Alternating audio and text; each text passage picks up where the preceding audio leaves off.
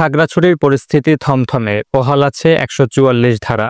খাগড়াছড়িতে স্কুলের শিক্ষার্থীকে ধর্ষণের অভিযোগের প্রেক্ষাপটে উত্তপ্ত পরিস্থিতিতে সেখানে জারি করা ১৪৪ ধারা বহাল রাখা হয়েছে। সেখানে থমথমে পরিস্থিতি বিরাজ করছে এবং অনির্দিষ্টকালের জন্য সড়ক অবরোধ চলছে। গুইমারা এলাকায় ব্যাপক সহিংসতার খবর পাওয়া গিয়েছে।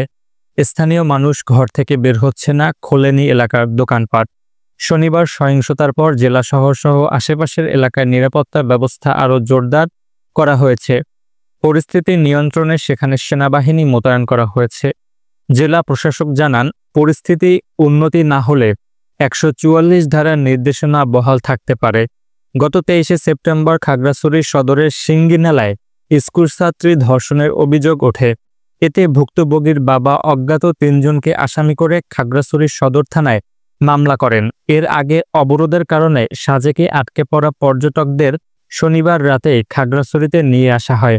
তাদের অনেকেই ফিরে গিয়েছেন গন্তব্যে।